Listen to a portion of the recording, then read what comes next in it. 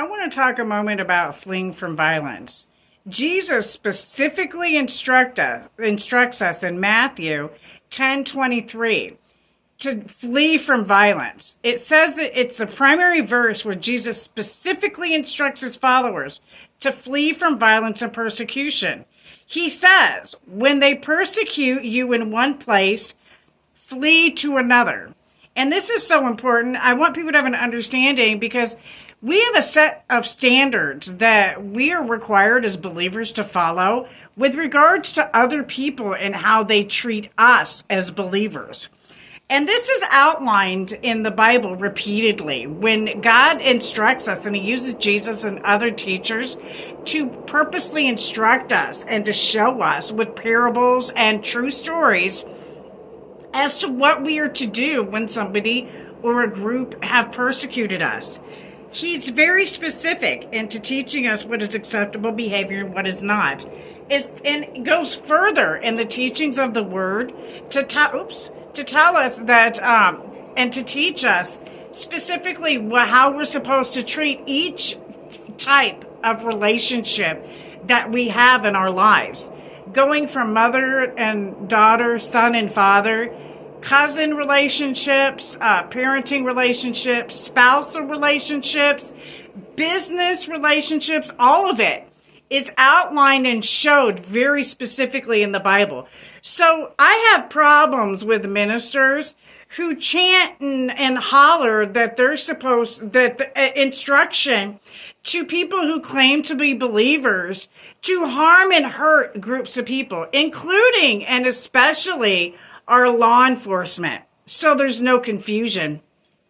A person who behaves this way in the Bible is told and taught by Jesus to be demonic.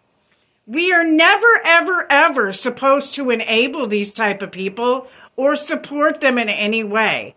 Again, the Bible is very, very specific. So there's no confusion. It repeatedly tells us that we're supposed to protect our peacekeepers because they are elected by the people to help protect us. So we all have an understanding. This is one of the reasons I tell people that you should communicate and exchange ideas between different types of churches. And in the Bible, it also talks about the tribe of Gad being the tribe to build bridges between misunderstandings in order to bring people together.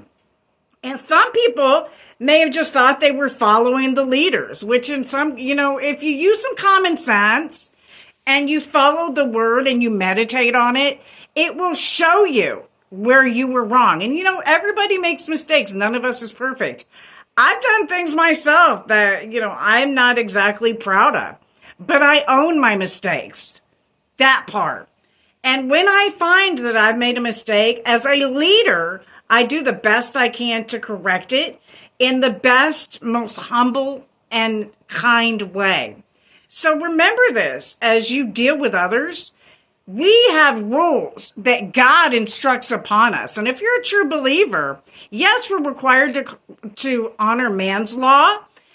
However, if it collides with God's law, we're supposed to say that we're believers and let people know that not following God's word has led to persecution, which means we're supposed to leave. Now, I'm going to tell you, here in Van Buren, I have not gotten any of that. There are people that have come from other areas that have tried to persecute me and try to do, be mean and nasty and all this and that. But as for the people that were here when I came, they have been so kind and loving. I'm going to tell you specifically the people that at Park Meadows, as well as Star Transportation, and the majority of the employees at Bronson, at the Wellness Center and at the hospital.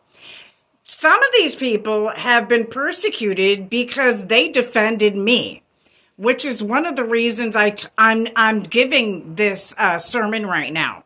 Because it's very known that if you're a true believer, that demonic behavior is going to try to attack you and see if it can sway you back in the direction of Satan. Because again, not all of us is perfect. There's a time I was in a bad way and I learned my lesson. The devil will try to test you with temptation, knowing your weaknesses, because the devil studies you. kind of like narcissistic abusers do. It's the same thing. So pay attention when you see people in their behavior. Are they behaving as you know the Bible instructs them to? Or are they behaving more like a demonic spirit? And if that's the case, the Bible instructs us to shed light on that. So pay attention to the word. You know, the devil is not going to attack people on his side. So let that be known with God's love. God bless America. Have a blessed day. Back the badge and support the Purple Gang.